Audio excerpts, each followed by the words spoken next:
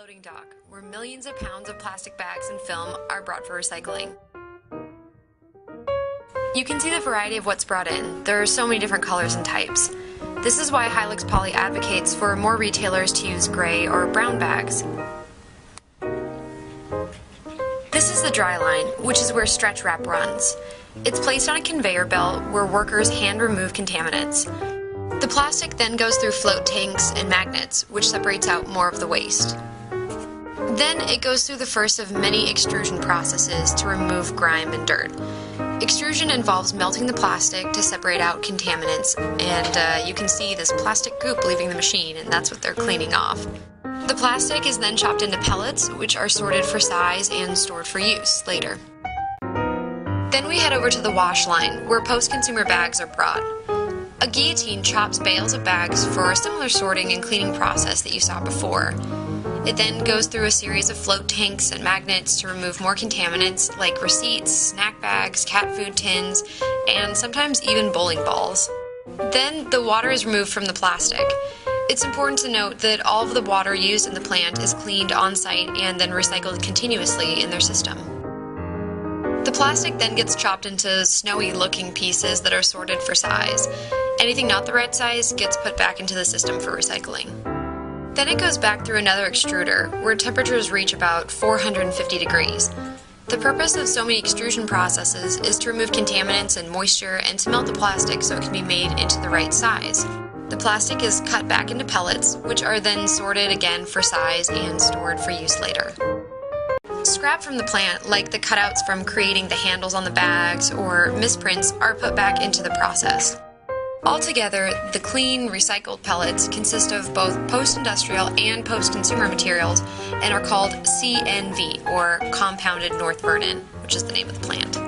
The pellets are used to make new recycled bags at their manufacturing plant next door, or some are shipped mostly by rail to other Hilux Poly plants.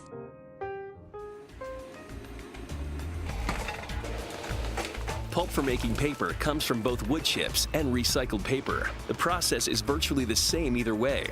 It just takes more energy and enzymes to break wood chips down into pulp.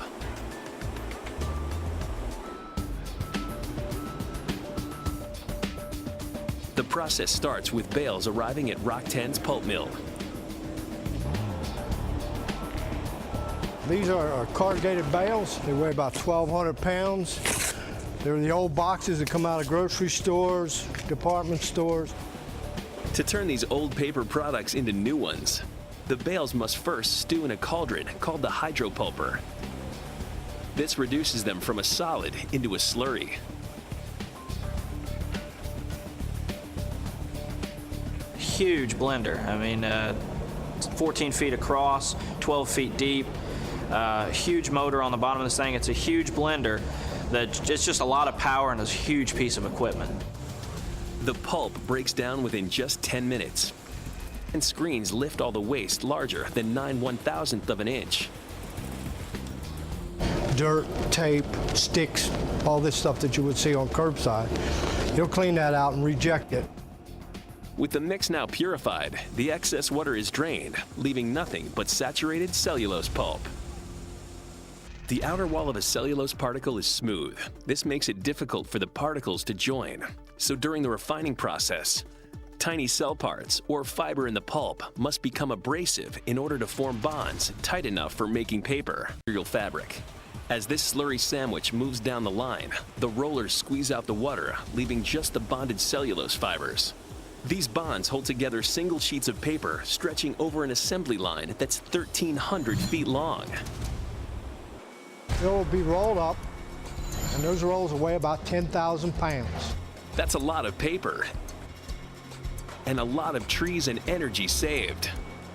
Recycling 1 ton of paper, you actually save approximately 17 trees. You don't use approximately 380 gallons of oil, and you save 4,000 kilowatts of power and 3 cubic yards of landfill space. Welcome to Ripple Glass. First, Deffenbaugh Industries delivers glass that has been collected at your local Ripple bin. A single truck drops off around 5 tons of glass.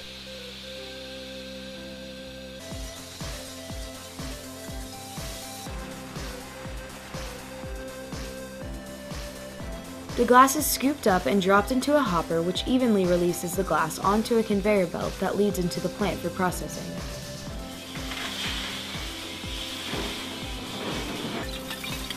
A revolving magnet removes neck rings and the occasional lid. A single staff person identifies large, non-glass items like plastic bottles that may have been mistakenly placed in a Ripple glass recycling bin. The glass goes through an initial crush to reduce full containers into smaller pieces. Optical sorters identify non-glass material and remove it from the line. Other sorting equipment identifies the amber glass and diverts it to be recycled into more brown bottles. Glass is continually cleaned, screened, and processed until it resembles sand. This end product is called 3-mix furnace-ready cullet, and Owens Corning uses it in the manufacturing of fiberglass insulation. The glass cullet is sorted into silos and loaded onto a truck for transportation. So, in review, glass comes into the facility in big pieces. It's sorted, broken down, and cleaned. This recycled glass, called cullet, is turned into finished products such as fiberglass in new glass containers.